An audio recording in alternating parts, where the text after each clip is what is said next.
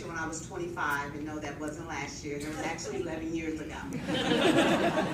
It was 11 years ago that I found myself struggling with trying to comprehend grief, losing my mother at 19 unexpectedly. 2 years later, I became a single mother of a handsome 15-year-old that's sitting there with me tonight. He just got his braces off, so he'll probably be like, he's okay, just don't pay him any money. Just got his braces. At that time, he was 3. And so though I had the family support and the love that really anybody could ask for at that time, I was struggling to understand a God that I had been raised to know as loving and faithful. I struggled to understand how he could hurt me so deeply. And through that, trying to find him, I was also trying to find my true purpose in life. Because when you lose your mother and you're the youngest, you kind of lose your sense of why you even want to exist. And I'm a chicken, didn't want to end my life, but I really felt like at any time I was okay if he took me. But each day he allowed me to see a new day. And with the new day, I was able to try to find my purpose. And one day, very unexpectedly, I was driving into work and I began to just notice something that I hadn't really, I think I had seen, but never really paid attention. My shift hour changed, and so I started to see homeless men and women before they were up before curfew.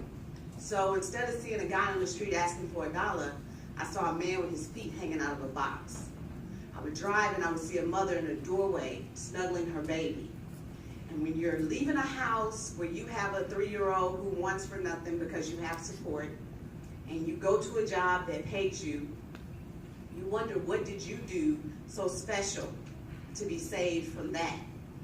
And so I really felt like there was something more I could do to help that situation.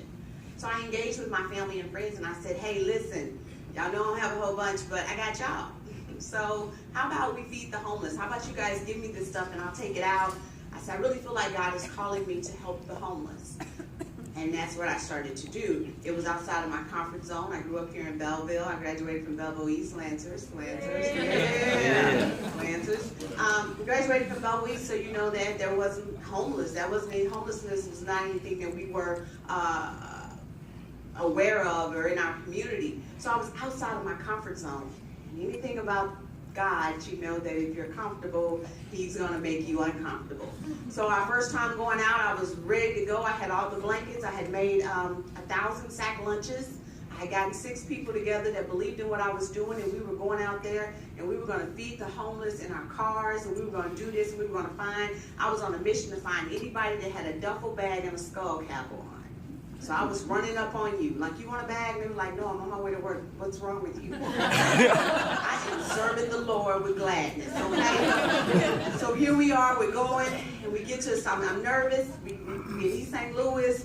It's getting dark, and we're in these cars, and I'm in stilettos, because you got to be cute to feed the homeless. And we get downtown to the park, and I get out, and here come a man with a hook hand. I said, he's finna kill me. I'm gonna die the first night. It's gonna happen.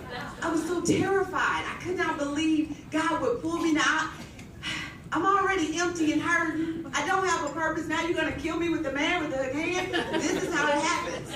And so I did with anybody who felt courageous to serve God and to create a ministry. I dropped the box and I ran to my car. I drove home and I had a really candid conversation, because now I don't know what kind of jokes you're playing up there, but this ain't funny anymore. But instead of being defeated, I felt empowered to get up again the next month.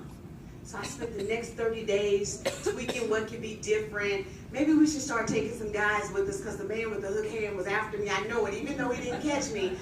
Let's do this differently. And each month that I found myself preparing, I found God providing.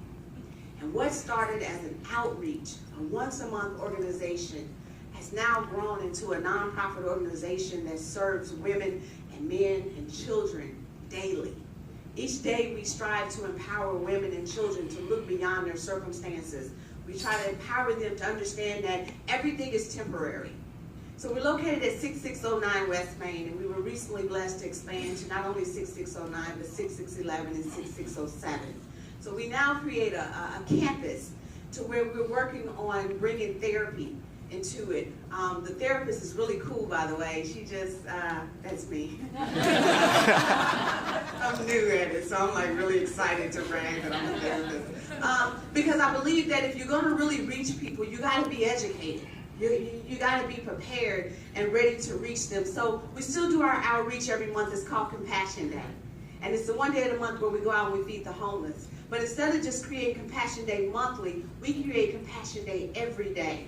We do an intake process where women call and they're able to tell us what's going on. So I can echo with Jim where sometimes you sit on the phone and you have to listen for 15 minutes to understand that they're just hungry. Or you have to listen for 30 minutes just to know that they're out of Pampers. And we have a diaper bank where moms can come in, and I don't care about your income because truth of the matter is we're all sometimes one check away. Sometimes things happen when you're married. Sometimes things happen when you're single that you just need a little help. Who am I to create an agency that deny you your help because there's some red tape stopping us from serving you? We've never received any state or federal funding, and quite frankly, I'm happy when people say, how are the budget cuts affect you? I don't know, we were never in the budget. So thanks to the community, thanks to organizations and churches and to individuals and fundraisers and to the awesome grant writer who recently quit and hired another grant writer, that would be me. We've been able to sustain ourselves and to grow ourselves from what started out with $150 of a couple friends coming together to be able to own 3 buildings and property and land and have a financial budget of almost $200,000 all combined. That is God, and that is nothing that I can ever take credit for because there's some days I've sat and scratched my head and just kind of wondered. But each day that I have been available, and each day our team has been available to go out and empower and educate our girls, we created a program called Empower Me to go into the schools. We've put it into 18 schools throughout St. Clair County. And what I found is when we're reaching these women and we're talking to these moms that are sleeping on the streets, and I say, well, what happened? Because I'm not afraid of the man with the hook hand anymore, by the way. I mean, fists, well, hook bumping him. And I say to him what happened, and what happened is life. They were once a Rachel who was struggling with grief. And instead of having a family support, they turned to drugs. Or they met that cute-faced man with the really good hair, and he tricked her into moving far away from her family, and she didn't know how to go back. Or she just didn't finish school, and she thought having a bunch of babies was the way out. So when you find out that this is their story, you can rebuild that. You can encourage them, but you can also now have to tell their children, we got to break the cycle with you. So we go into schools and say, listen, you are the key. You have the key right now to your success. If you stay in school, and when you finish school, not everybody is college material. Let's stop that. Let's stop making them think that the only American dream exists if they go get a college education. Some of them can really serve our country, and some of them can learn a trade. And so when you empower them to do that, when they know that, you know what, there's going to be a program on campus once a week that they can bring their report card to. And they don't have to silently suffer with not being able to read or math because in order to be in our program, I got to see your report card. And it's for me to see, and it's for our team to see, to be able to say, you know what, you're struggling. It's to find that C student who's under the radar, who has a better chance of becoming a baby mama or a baby daddy before they become an honor roll student. It's to say, no, we don't want you to go down as a C student. We want you to go up. So we strive to empower them. Weekly, we empower them. We recently graduated our 3rd senior class, which totaled out to be 75 girls. All graduated high school, and majority of them did not have a chance to. I had teachers pulling me to come and say, she's not doing her homework. She's not showing up to class. And I could engage and say, well, what's going on with you? What's happening? Why is your hair purple? Did something happen on the way to school? And all they want to know, truthfully, is somebody care.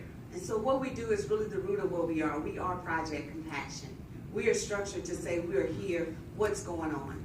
And we're able to help them. We call other agencies. We have a resource book where we call and we connect them. I tell any volunteer that's in our office, there is no such thing as we don't do that. We do that, even if we have to connect with another agency. And so I've often been asked this in closing, if I really felt like, and some days when you're in the seat wearing some different hats, man, am I really making an impact? And then I begin to look around and I go through case review, or I sit down and we go through case management, and all the women who are now thriving and striving.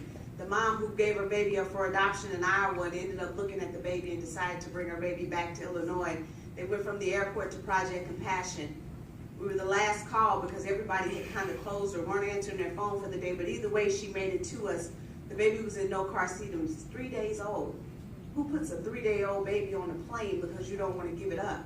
She had nothing, but we were able to reach out to Target. We were able to get things that were in our free store and put this mom in a place of comfort that night with her baby. And then there's my own personal story where there was a mom that I took in. And she stayed the night, and she stayed and she delivered her baby, and then she left my home only to leave her 6-week-old baby at my house. And after we tried to find family and friends, they found someone, and they ended up coming to get the baby only to return the baby back to me 5 days later. I'm a mom of 2 kids. I wasn't signing up for no more. And so I rocked the baby, and eventually the baby started calling me mama. What do you do when there's a child that believes in you for everything that they need? So I began to be on the other side of the fence. And I began to need help from social service agencies with trying to figure out, how does this adoption process work? And how do we do this? And so when she's running through the house and the boys are packing her in Home Depot boxes, and I watch her in the bathtub wanting bubble bath and just living life like it's all good, can't help but to wonder what would have happened had I closed my heart of compassion. What would have happened if I hadn't been there and just kind of took work home with me one day? So to anybody that has ever volunteered or given or want to give, you're giving not just to an agency, but you're giving hope to men and women that are truly in need. And if I can just help one each year or each month or each week or each day, then everything that I do is not in vain. Allie, from the bottom of my heart, thank you. There's more information about Project Compassion, and I look forward to seeing you guys out in the community. Thank you.